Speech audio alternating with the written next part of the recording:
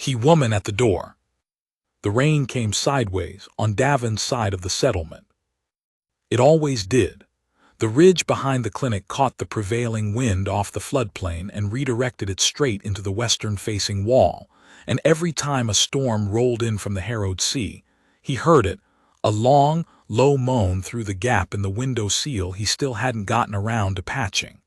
He'd told himself he'd fix it last month. He'd told himself that the month before, too. He was at the work table when the knock came. Not the main door, the side door, the one that opened directly onto the mud track rather than the covered walkway. Patients who came in through the main entrance were usually upright and willing to wait.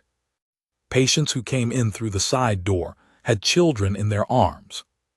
He was already moving when he opened it. She was tall. That was the first thing. She was perhaps a full head taller than him, and she stood slightly hunched against the rain with her arms wrapped around a bundle pressed to her chest, and the bundle was a child, and the child was flushed and still in the way that frightened parents most, the terrible, limp quiet of a high fever. She was Valeth. He treated 2 of them in the 8 months he'd been on Caraway Station, the colony world that the Compact's promotional materials had described as a temperate agro-world with established multi-species settlement. What the materials had not mentioned was that the previous season's crop failures, combined with a structural failure in the main water reclamation tower, had left the settlement half-emptied, and the remaining residents quietly furious at everyone they could think to blame. The Valeth community had lost their own healer in the collapse. That left Davin. The Valeth had bioluminescent striping, bands of soft light that ran from the collarbone, across the shoulder, down the outer arms, and reappeared at the temples like a second pulse. When they were well, the stripes were warm amber or gold. When they were grieving, the light dimmed toward gray. He'd read that in the orientation files on the colony ship and thought it sounded like something from a folktale. The first time he'd seen a grieving Valeth, he'd understood it was simply true. This woman's stripes were the color of ash. "You are the human healer," she said. Her standard was accented but precise. Each consonant landed carefully, the way someone speaks a language they've learned from written materials more than from conversation. "I am," he said. "Come in." She didn't move immediately. Her eyes went to the space behind him, the work table, the shelves of supplies, the single overhead lamp, and he understood she was checking the room the way someone checks a room before trusting it with something they cannot afford to lose. "Come in," he said again more quietly, "out of the rain." She came in. He cleared the examination surface before she'd crossed the threshold and had the diagnostic wand in his hand before she'd set the child down. The boy, he could see now it was a boy, perhaps 5 or 6 years old, didn't wake when she laid him on the table. He made a small sound, a thin complaint, and then subsided. His stripes were barely visible. In a healthy child, they would have been bright enough to cast a faint light on the wall. Davin ran the scan. Fever, high but not catastrophically. Respiratory, slightly labored. He pulled the results up on the display beside the table and began to read. "How long?" he asked. 3 days, she said. "Did he eat today?" "He kept water down, not food." "What did you give him?" "Velbark tea. It's what our healer would have given." "That's appropriate. It won't hurt him." He was already moving to the cabinet. "I'm going to give him something for the fever and something to open his airway a little. It'll start working within an hour. He should sleep better tonight." She watched him prepare the medication with the same careful attention she'd used to check the room. When he brought the dosing syringe to the table, she shifted slightly, not blocking him, not threatening, just positioning herself within arm's reach of her child. He showed her the medication before he administered it. Name, concentration, what it would do, what the side effects might be. She didn't relax until he'd read the second item on the list. Then something in her shoulders eased, barely perceptibly, and she let him work. He administered the dose. The child stirred, made that same thin complaint, and then sighed and settled into something closer to real sleep. The change in his breathing was audible within 10 minutes. She stood at the table and watched her son breathe. Davin restocked the syringe tray, washed his hands, and began to make notes in the chart. He gave her the silence because it seemed like what she needed, and because she'd come through a rainstorm to a human's clinic at night rather than wait until morning, and whatever else was true about her, she had a mother's math, the kind that does the calculation once and then commits entirely to the answer. "What do I owe you?" she said finally. "Nothing tonight. Come back in 3 days if his fever hasn't broken. If it gets worse before that, come back sooner." She looked at him. "There is no charge," she said. "Not for a child in a fever, no." The silence this time was different, longer. She was still watching him with that careful, assessing attention, but something in it had shifted from wariness to something harder to name. He went back to his notes. "I have heard," she said slowly, "that humans can form a named-father bond." Davin stopped writing. He set the stylus down carefully and turned. She had not moved. Her hands were clasped in front of her, one over the other, and she was holding herself very still, the way a person holds themselves still when they have made a decision that terrifies them and are not going to flinch from it. "You've heard correctly," he said. "Under colonial compact law," she continued, and here he could tell she was reciting something she had memorized, word by careful word.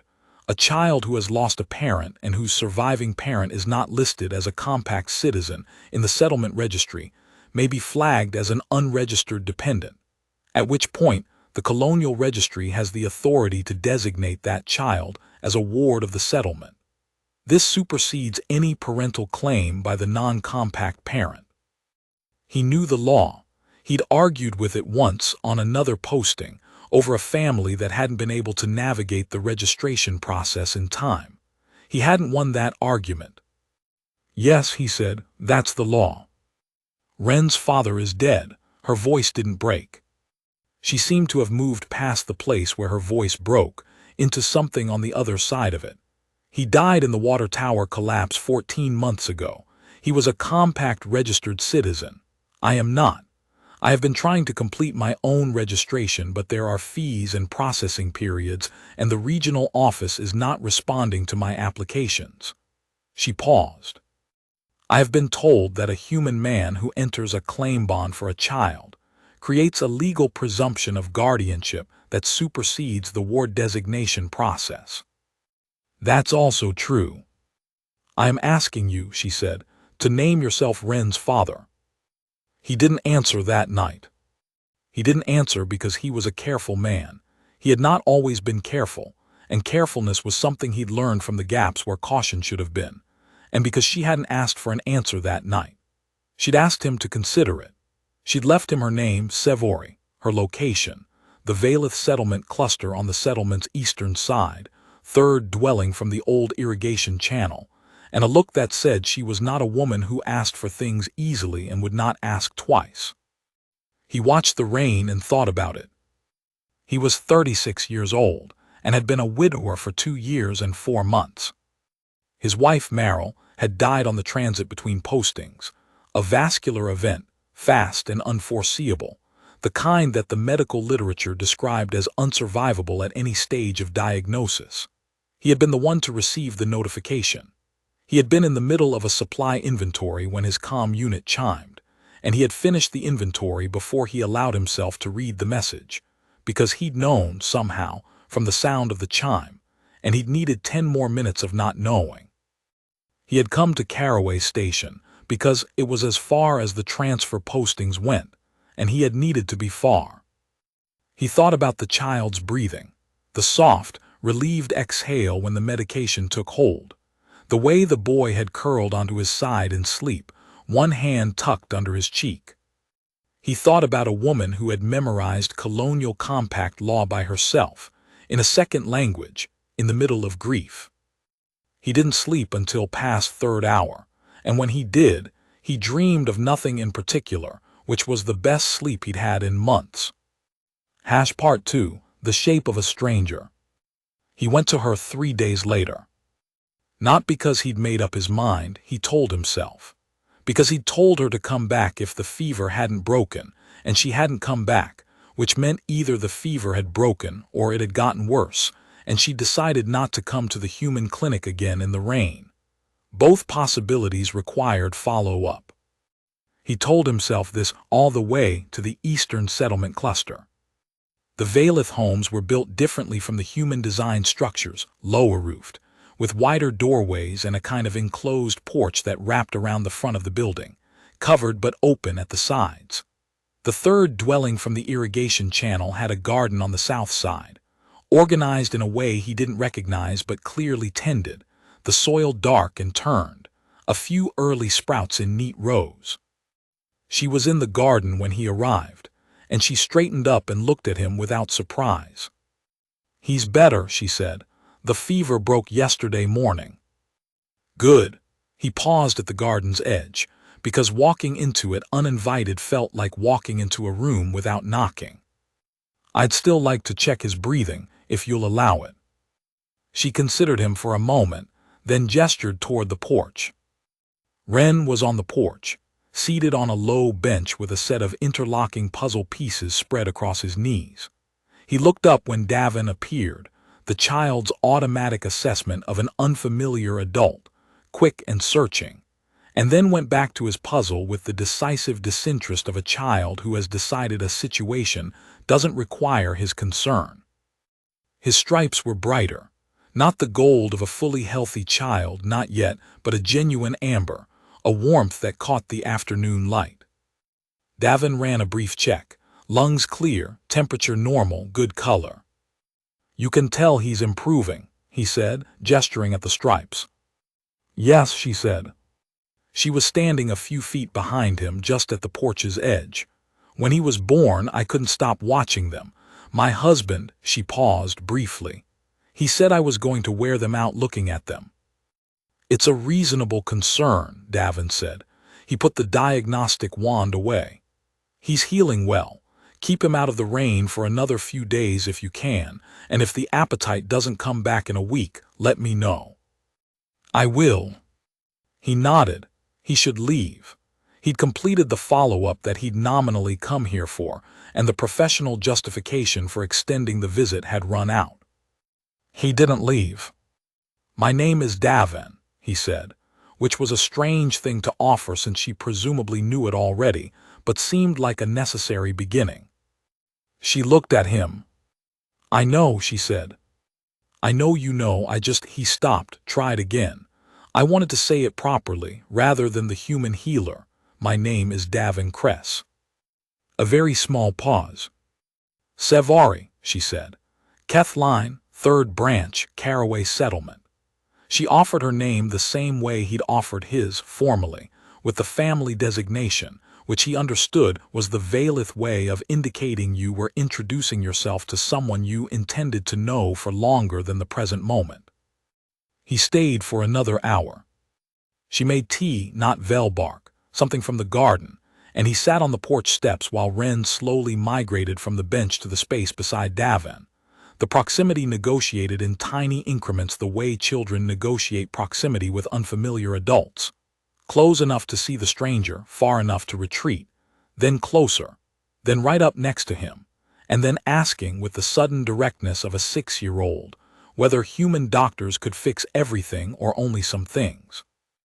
"Only some things," Davin said. "What things can't you fix?" "Lots of things, sadness mostly, time." Ren considered this. "My mother says sadness gets smaller if you keep moving forward." "She's right," Davin said. "That's better advice than I gave." He walked home as the second sun dipped below the ridge and thought, with a clarity that surprised him, that he had not felt this much like himself in 2 years and 4 months. He came back 4 days after that, with no medical justification whatsoever. He brought a splice kit for a section of the irrigation channel he'd noticed was leaking at the joint. A small thing. A 10-minute repair, the kind of problem he'd be able to fix in under an hour with parts from his supply shed. He told himself it was the practical thing to do. He did not think too hard about the fact that he'd been collecting the parts for it specifically since he'd noticed the leak on his last visit. She was inside when he arrived. She came to the door, looked at the splice kit in his hand, and looked at him. "The joint at the north end of your channel is losing pressure," he said. "It'll undermine the seedbed in a few weeks if you don't seal it." "A beat." "I see," she said. "I have the parts." "You have the parts," she repeated. The slight, measured quality of her standard flattened out when she was amused. The precision became something more like dryness. "It'll take 10 minutes," he said. She held the door open. "Come in and have tea first," she said.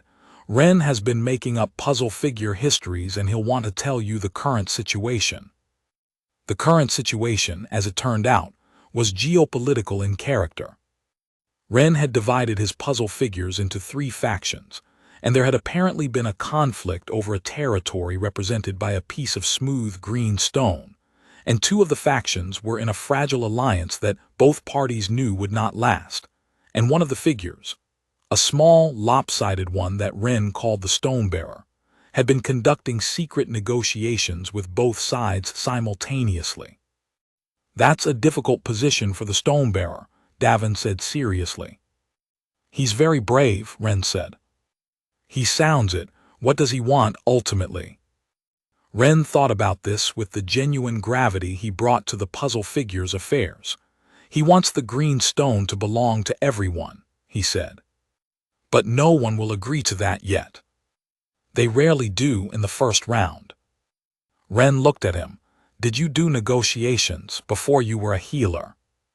"Not formally, but healing is a kind of negotiation. You're trying to convince someone's body to cooperate with what you're doing." He paused. "And sometimes you're trying to convince the person themselves. Some patients are harder than the condition." Ren absorbed this. "My mother is hard," he said, with the cheerful candor of a child who considers this a fact rather than a criticism. "Ren," Sevori said from across the room.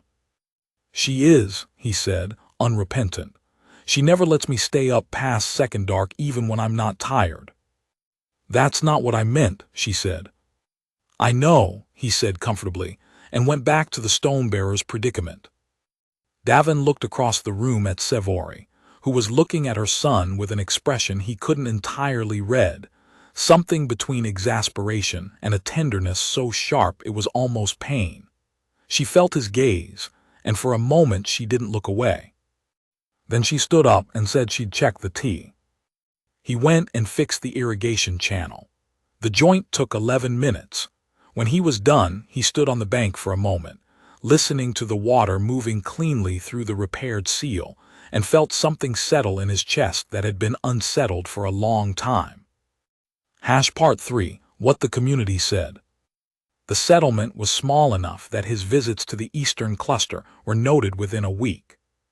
He heard about it first from Padra, who ran the settlement's general provisioner and had opinions about everything at high volume and without particular invitation. "You're spending time with the widow," Padra said, dropping supplies on his counter with the energy of a person establishing facts. "The Valith woman, people are saying." "People can say," Davin said. "There are those who think," Padra began. "Padra," Davin said patiently, "what people think about my patients is not something I discuss at the supply counter." "She's not just a patient, though, is she?" He looked at her steadily.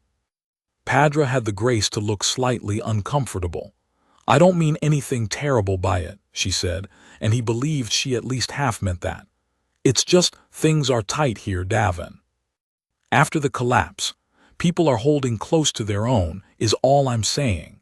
And the Valith, there are those who think the tower collapse wasn't as accidental as the report said, that the Valith contractors didn't follow the installation specifications. The investigation report found no evidence of negligence on anyone's part," Davin said. "It was a materials failure." "I know what the report found," she paused. "I'm telling you what some people feel." He thought about Sevori, who had lost her husband in that collapse, who had been made a widow by the same event that some people on this settlement had chosen to turn into a grievance toward her community. He thought about the gray in her stripes. "Thank you for the supplies," he said. He went back that evening. He wasn't the only one who noticed the tension. Savory had grown up in it, or rather, grown through it, since she'd arrived on Caraway with her husband 5 years before, and had navigated the low-grade wariness of a multi-species settlement from the start. She spoke about it plainly, in the matter-of-fact way of someone who has decided that pretending a difficulty doesn't exist is less useful than describing its exact shape. "They are not terrible people," she said. They were on the porch again, the easy habit of it already established, him on the steps, her in the wide low chair she'd pulled out from inside, Wren on the floor between them with a set of carved figures he was introducing to each other by name and apparent personal history. They are afraid and they lost people they loved, and some of them need the loss to be someone's fault. It's easier than the alternative. Which is that some things are simply terrible and no one caused them. She glanced toward the irrigation channel, where the evening light caught the water. "My husband knew this when we came. He said the only way through that kind of wariness is time and consistency. You keep showing up. You do the work. You don't become small to make them comfortable, but you don't fight when fighting isn't necessary. Eventually they know who you are." He sounds like a wise man. He was an insufferably calm man, she said, and for the first time he heard something in her voice that wasn't quite grief and wasn't quite amusement but lived in the narrow territory between them. "I found it extremely irritating until I found it essential." He laughed. She looked at him, and for a moment her stripes were bright. It lasted only a second before she looked away. Part 4, Marinor. He met the mother-in-law on his 5th visit. Marinor was old by Valeth standards, not ancient, but past the midpoint of a long life, with the dense stranded silver hair that Valeth elders grew in a single thick braid down the back, and stripes that had settled from amber into a deep, permanent gold. She was waiting on the porch when he arrived, and she looked at him the way he imagined customs officials looked at contraband, with a professional thoroughness that assumed guilt. "You are the human who keeps coming here," she said. "I'm the settlement doctor," he said, "Davin Kress." "I know who you are." She was seated in Savory's chair, deliberately, he thought, the choice of a woman who intended to be immovable. "I am asking why you keep coming here. Wren is healthy. You have done your work." "He has," Savory said from the doorway. Her voice was measured. "Davin, come in." Marinor didn't move. He decided not to step around her. "I come because Savory and I have been talking," he said, "and because I like her son. And because I find I like coming here." He kept his voice even, not apologetic, not aggressive. The same register he used with a patient who decided to be difficult about a diagnosis. Calm, clear, not going to be argued out of being correct. "You like coming here," she repeated, "and what do you want from it, human?" "Marinor," Savory said quietly. "It is a fair question," the elder said. She hadn't taken her eyes off him. "She has a child. She is in a difficult position with the registry. She is not in a position to be experimented with by a human who finds her interesting for now." He heard the shape of the accusation clearly. He didn't rush to answer it. "You're right that it's a fair question," he said, "and I don't think I have a complete answer to it yet. But I can tell you what I know. I'm not here because I want something from her. I'm not here because I feel sorry for her. She has made it very clear she doesn't need my pity, and I respect that. I'm here because she is worth being here for." He paused. "I think she knows that. I think you do too, and it frightens you a little." Marinor's eyes narrowed. "You are very direct for a human," she said. "My wife told me the same thing," he said. "I took it as a compliment both times." A long silence. The evening insects had started up along the irrigation channel, a sound he'd grown to recognize as the sign that first dark was 20 minutes out. Marinor rose from the chair. "Come inside then," she said. "I made Velbark, and you may as well have some while you're here." She didn't become warm. She became watchful in a different key, less adversarial, more evaluative, the shift from suspicion to a kind of slow, unsparing audit. He felt it each time he visited. She was always present now, or at least nearby, and she asked questions with the thoroughness of someone conducting an interview they were not going to rush. What kind of healer was he? Had he always been a healer? Did he have family elsewhere? What did he intend for Caraway? Was he staying? He answered everything directly. On his third visit after meeting her, she asked, "Your wife, how did she die?" Savory across the room made a small movement. "Vascular event," he said, "on transit. Very fast." "Did you grieve properly?" He thought about what properly meant, understood she was asking it in the Valeth sense. Their mourning customs were elaborate and had a defined arc, with specific markers for each phase, and a community's role in holding those markers. He'd looked them up. "I don't know," he said honestly. "I didn't have the structure for it. I kept working mostly." She looked at him for a long moment. "Humans grieve terribly," she said, and there was something in her voice that was not unkind. "You make it private when it should be witnessed. You make it quick when it should be given its full time, and then you carry it alone and wonder why it doesn't heal cleanly." "Yes," he said. She refilled his tea without asking. He came back the following week and the one after that. Each time Marinor was present. Each time she had a question or three. What did Davin know of Valeth morning practice? He knew what he'd read, he said. He was still learning.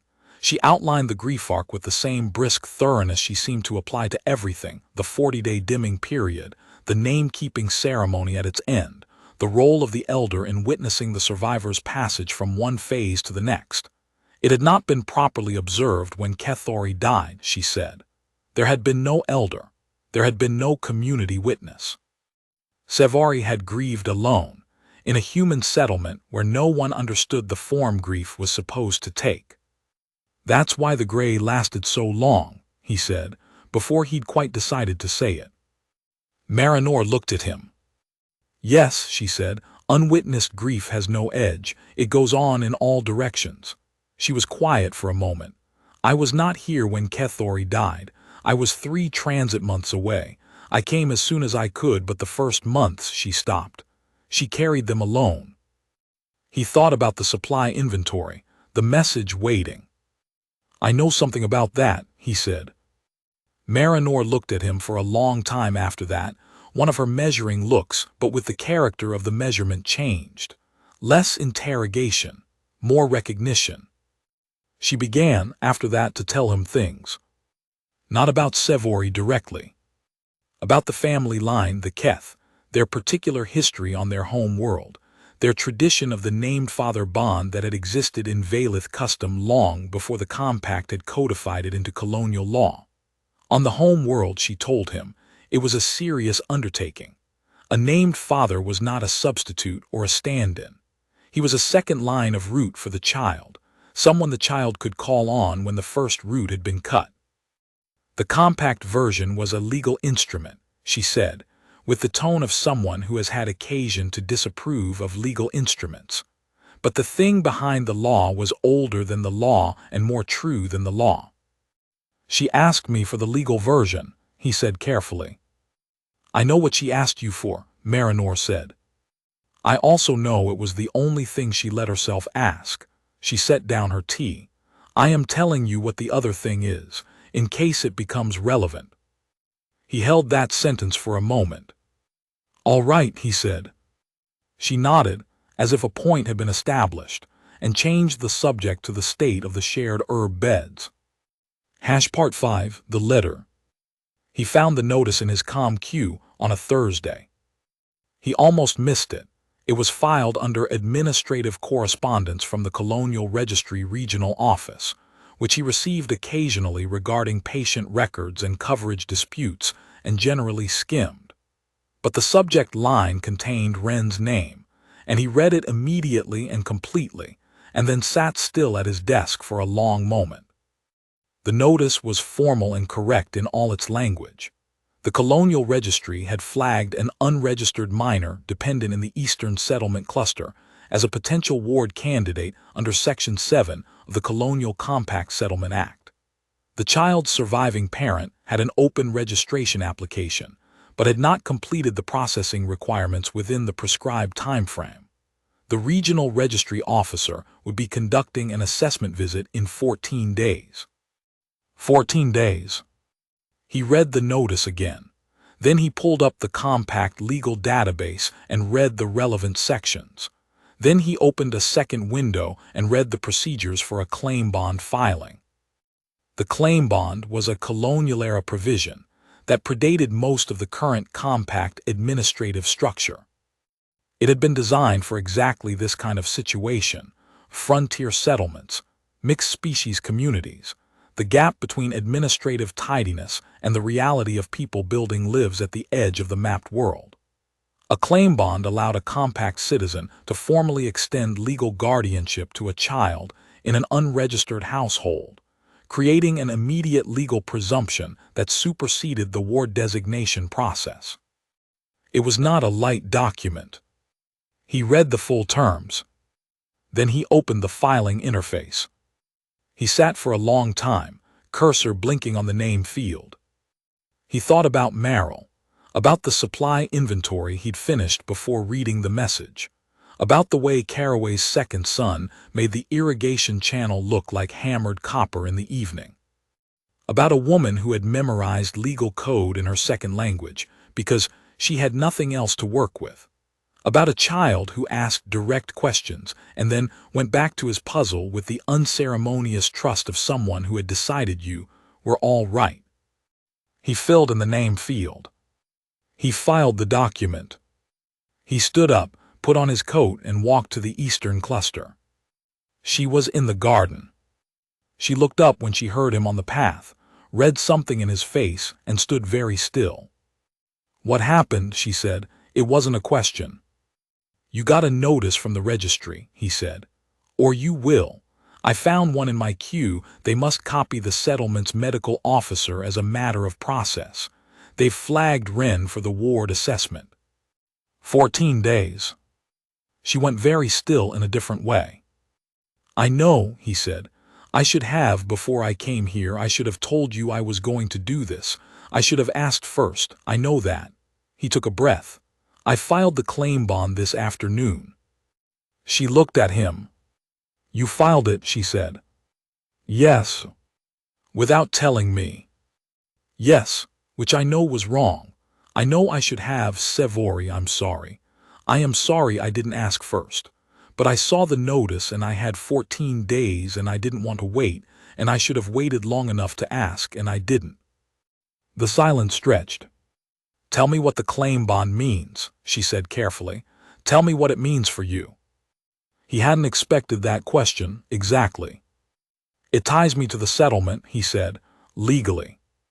I can't accept a transfer posting for 5 years without the bond being dissolved, which requires a court process. I'm bound here." She stared at him. "You can't leave," she said. "No." "For 5 years." "Yes."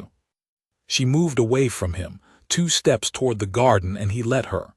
She stood with her back to him for a moment, her hands at her sides. "Davin," she said, her voice very controlled, "I asked you for a legal shield, a document. I did not ask you to chain yourself to this planet." "I know. I did not ask for that." "I know, Sevori." He stopped, reorganized. "I have been living somewhere between leaving and staying for 2 years. I came here because it was as far as the postings went. I didn't think I was going to care about where I was. I thought I was just going to keep working and that was going to be enough." He paused. "It stopped being enough. I don't want to be the person who files a document and then looks for a transfer in a year. I don't want to be someone who does a decent thing and leaves. I have cared about what happens here. I care about what happens to you. I care about Wren." He stopped again. "I'm not asking you for anything."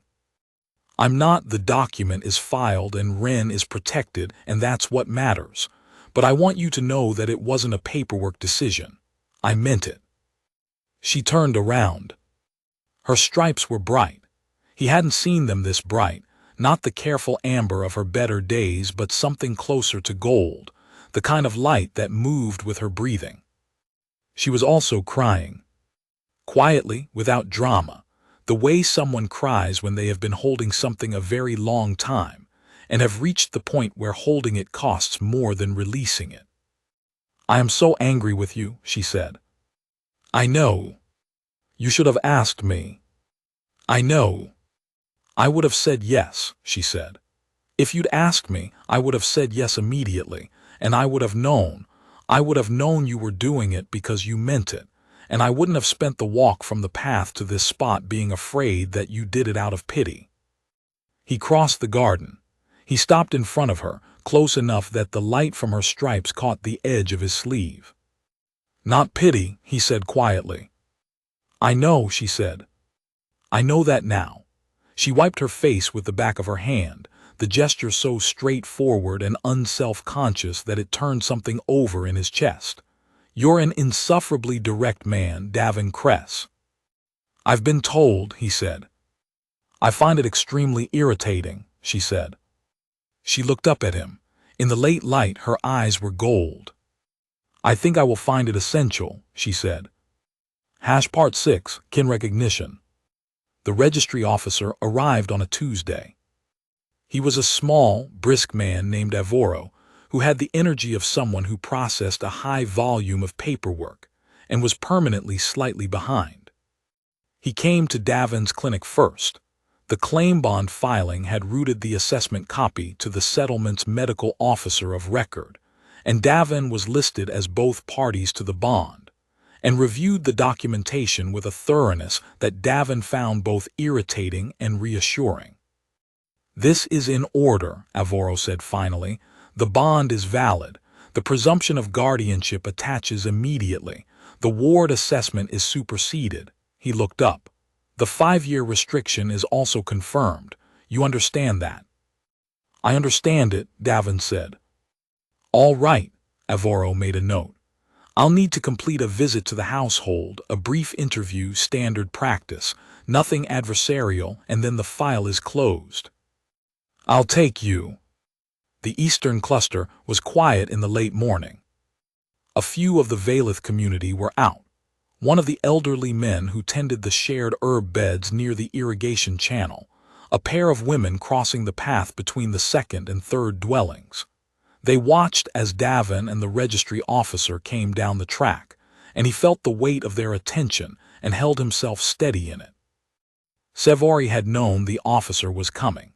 She was at the porch with Marinor and Ren was in good clothes and had clearly been coached to be civil, which had produced the specific expression of a child who is making a visible effort not to ask the first 17 questions that occurred to him.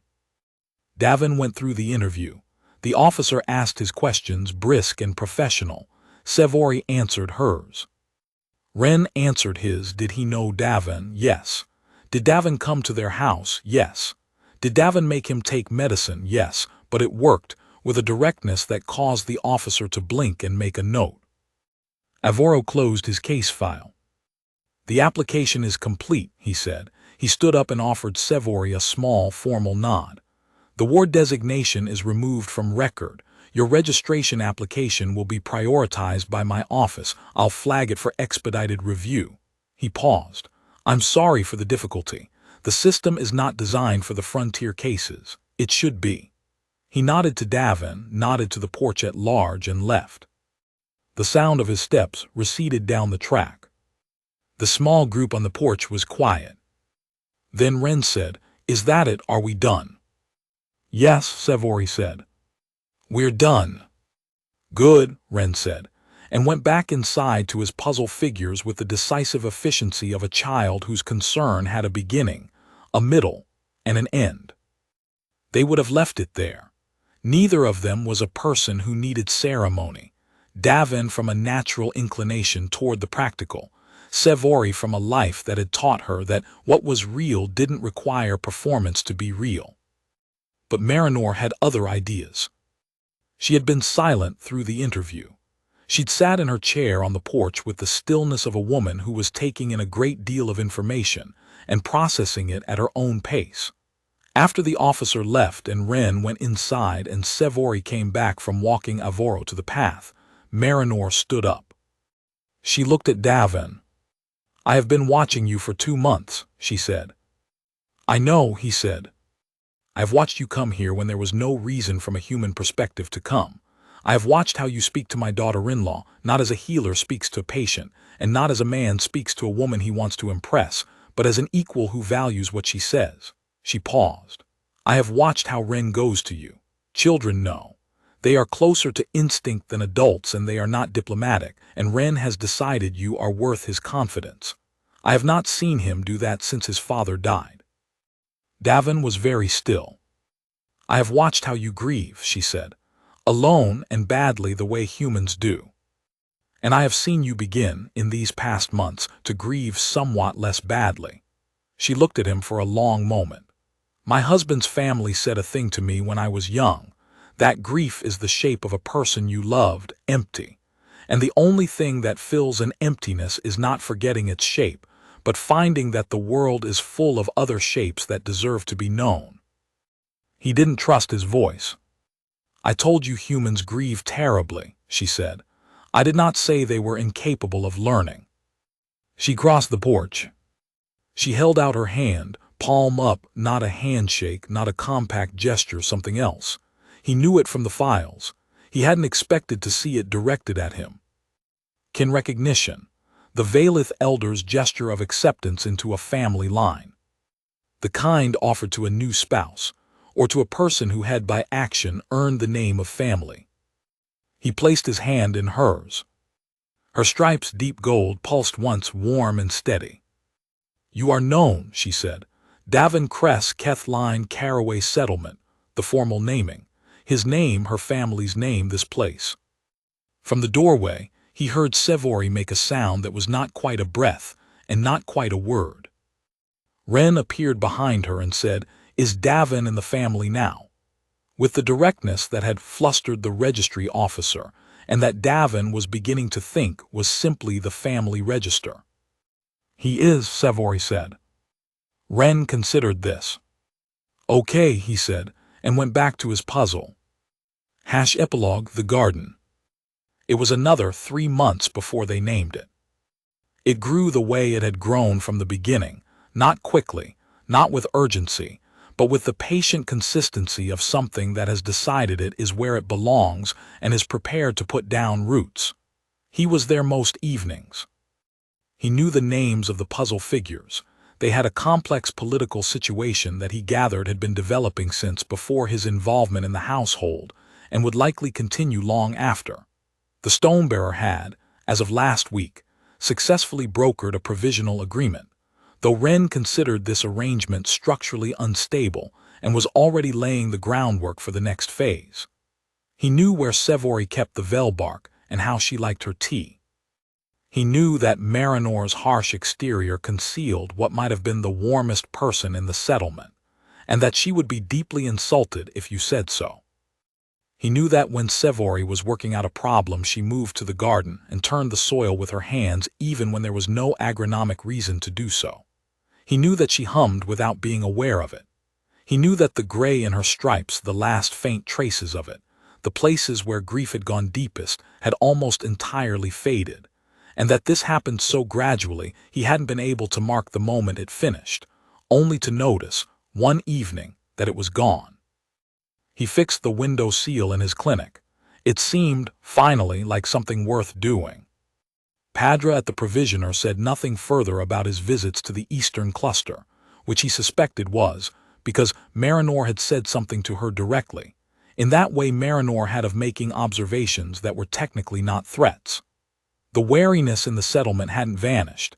It had shifted slowly into a watchful coexistence, the way wariness shifts when it is given enough time and not enough proof of the thing it feared. He'd had 2 Valith patients come to the clinic on their own in the past month, without Savory bringing them. He took this as the most meaningful development in 6 months and did not say so to anyone. On the evening that he and Savory sat on the porch after Wren was in bed, and she said, without preamble, "I want to tell you something." He thought he knew what she was going to say, and he also thought he might be wrong, and the uncertainty of not knowing which one it was made his heart do something irregular. "When Wren's father and I came here," she said, "I thought I was following him. I thought this is his life that I'm joining, and I love him, and I'll love whatever world he's going toward." She looked at the irrigation channel, where the evening light had gone silver. "He died and I was here without him, and I didn't know if this was my life anymore or something I had gotten left in." She paused. "I know now." She turned and looked at him with the directness she'd had from the first night. "This is my life, these people, this ground, this settlement, and you." He reached across the gap between the steps and the chair and took her hand. Her stripes were gold. Fully, entirely, steadily gold, not the complicated amber of someone surviving, not the gray of someone dimmed by loss, but the light of someone present in their own life, looking at what they had built and finding it worth the wait. "I've been staying for 2 years," she said quietly, "and I've been here for 2 months." He understood what she meant. "I know," he said, "me too." The irrigation channel caught the last light of the second sun. Somewhere inside, Wren's puzzle figures continued their political negotiations, and the stone-bearer, small and lopsided and conducting secret diplomacy on all fronts, was probably going to be fine. Marinor, who had almost certainly been sitting just inside the door this entire time, made absolutely no sound whatsoever. But much later, when Davin was walking home through the dark with the kind of tiredness that is the body's signal for a good day rather than a hard one, he would think about what she'd told him, weeks ago, when she'd first placed her hands in his. Grief is the shape of a person you loved, empty, and the only thing that fills an emptiness is not forgetting its shape, but finding that the world is full of other shapes that deserve to be known. He passed the provisioner. The main lane was quiet. The second sun had been down for an hour, and the settlement's lights were coming on one by one in the warm dark, and he could see his clinic at the end of the track, and the window seal he'd finally fixed, and the lamp he'd left burning. He went home. He had 5 years ahead of him on this world, by law, and he thought that was probably not going to be anywhere near long enough. And